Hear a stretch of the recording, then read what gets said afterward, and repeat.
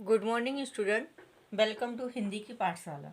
बच्चों, इस वीडियो में मैं आपके 12th बोर्ड एग्ज़ाम के लिए वन शॉट रिवीजन करवा रहे हैं और हमारे चैनल में जो भी आगे वीडियो आएंगे उनमें भी हम जल्दी जल्दी आपका हिंदी का सिलेबस कंप्लीट करवाते जाएंगे।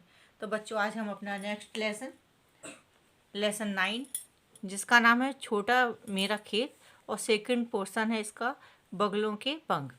तो इसका हमने जो व्याख्या है वो हमने करवा दी हैं। अब हम इसके क्वेश्चन आंसर आपको कंप्लीट करवा देते हैं।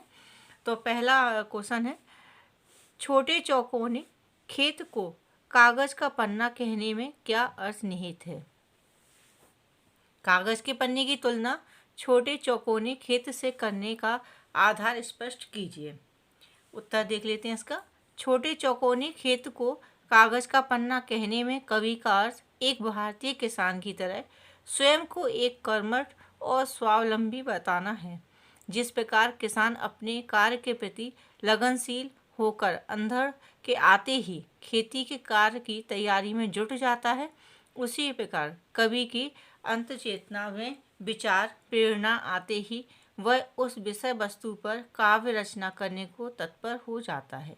खेतों में बीज खाद पानी डालने से फसल तैयार होती है, उसी प्रकार कवि के विचारों में कल्पना भाव शिल्प का प्रयोग करने से कविता का निर्माण होता है। इसका सेकंड क्वेश्चन देख लेते हैं। रचना के संदर्भ में अंधड़ और बीज क्या है? रचना के संदर्भ में अंधड़ विचारों की संवेदना है, प्रेरणा का स्रोत है, जो विशेष विषय वस्तु पर कवि को गहराई से सोचने और उसे शब्दों और पंक्तियों में पिरोने को मजबूर कर देती है। बीज वह विशेष विषय वस्तु है जिसके बारे में कवि पूरी चेतना के साथ भाव के संयोग से शिल्प में अलंकारों बिंबों प्रतीकों के सामंजस्य से शब्द व पंक्ति रूप प्रदान करता है और काव्य रचना गतिशील हो जाती है। थर्ड, रस का अक्षय पात्र में कवि ने रचना कर्म की किन विशेषताओं की ओर इंगित किया है? रस का अक्षय पात्र से कवि ने रचना कर्म के भाव सौंदर्य और शिल्प सौंदर्य की विशेषताओं की ओर इंगित किया है, जिसमें किसी रस विशेष की विषय वस्तु को उसके भाव का अद्भुत और असीम आनंद दिलाने के लिए शब्दों और वर्णों के आलंकारिक प्रयोग बिंब और प्रतीकों का समायोजन शब्द युग्मों एवं कर्मबद्धता के कारण कविता पढ़ने सुनने और अनुभूति में उस रस विशेष के अनुरूप हृदय स्पर्शी एवं सुकूनता प्रदान करती है। वह कभी भी समाप्त नहीं होती है। जितनी भी बार पढ़ी सुनी जाए, कभी भी कितने ही वर्षों बाद पढ़ी या सुनी जाए, इसमें वही रसवादन होता है जो पूर्व में आरंभ में था और मन प्रफुल्लित हो जाता है। नेक्स्ट देखते हैं।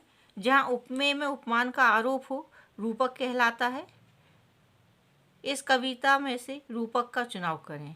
भाव रूपी आंधी, विचार रूपी बीज, पल्लव पुष्पों से नमित हुआ विशेष, कजरारे बादलों की छाई नव छाया, तैरती साँझ के सतेज श्वेत काया।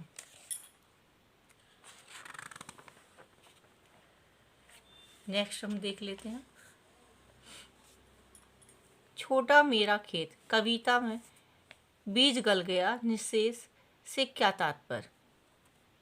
बीज गल गया निशेष के माध्यम से कवि कहता है कि जब वह कविता का मूल भाव कवि के मन में पूरी तरह से रच बस नहीं जाता, वह कवि निजात से मुक्ति नहीं हो पाता।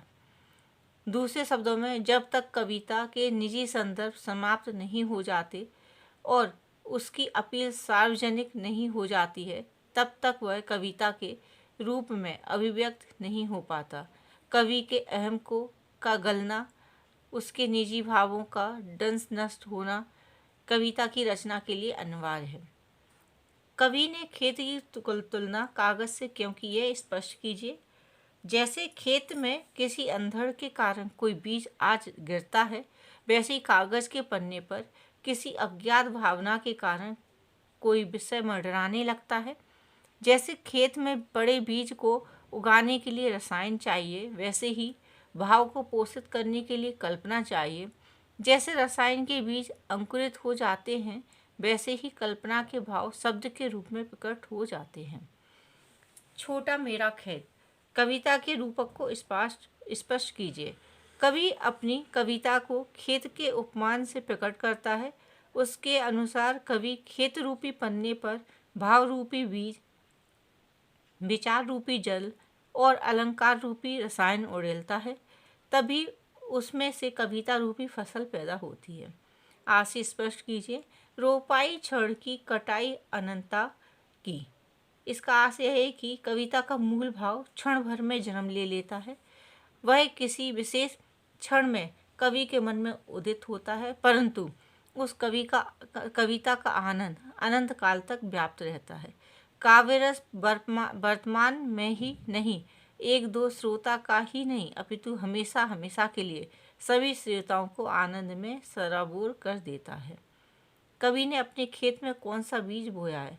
कवि ने अपने खेत में शब्द रूपी बीज बोया है। आगे ये वस्तुनिष्ठ है।